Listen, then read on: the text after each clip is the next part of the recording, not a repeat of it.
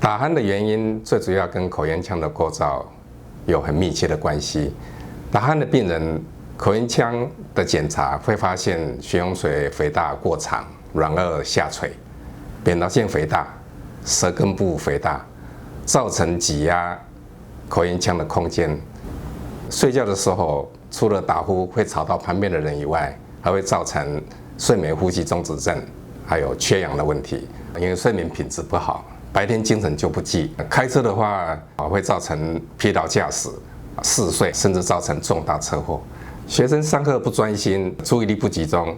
上班族来讲，精神不集中，容易打哈欠，工作表现就不好。打鼾的诊断是先做鼻腔跟口咽腔的检查，另外一项是睡眠检测，以呼吸中止指数计算，5到15次是算轻度，15到30次中度，大于30次重度。现在有居家检测血氧浓度的一个检查，也蛮有参考价值。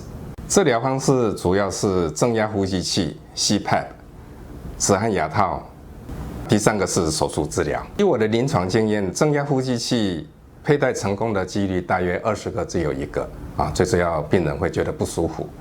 那止鼾牙套牙齿不好或牙关节不好的人也不适合佩戴。手术治疗是比较永久性的解决问题。一般我们施行的是悬雍垂软腭咽成型术、无线射频舌根部缩减术跟部分扁桃切除术。无线射频主要是以微创的探针，利用冷触气化的原理，可以有效缩小舌根部的体积，增加口咽腔的空间，减少打鼾跟睡眠呼吸中止症。手术的方式是把下垂多余的这个悬雍垂跟软腭做一个修饰，然后缝合往上提拉。扁桃腺做部分切除手术，舌根部就是做微创的无线射频3针的治疗，每一针的疗程1分钟，可以增加大约70% 以上的口咽腔的空间。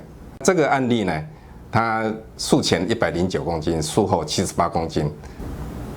总共3个月内体重降低31公斤，这个可以很明显表示血氧浓度可以有效的增加这个新陈代谢的一个速率，把多余的脂肪可以燃烧代谢掉。血压其实我是偏高，然后现在有在吃那个控制血压的药，对，有脂肪肝，对，三酸甘油脂跟胆固醇，也是偏高，就是偏高。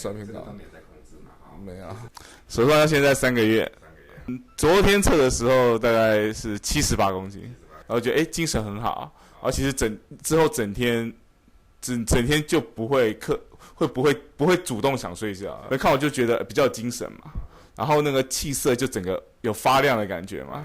这个案例改善很明显。体重降低20公斤以外，他的三高的问题由手术前的极重度药物不好控制的情况之下，改善到这个手术以后，三高都完全恢复正常。会打呼很大声哦，有照过超音波，有脂肪肝，胆固醇跟三酸甘油脂那个都高，就是糖尿病高血压，还有三高那个，三高都有。会啊，即马才降落来呢。以前较悬啊，150几，150几，160几啊，迄阵还有降血脂的啊。即马降血脂拢正常。无啊，免啊，三高啊。拢好去啊。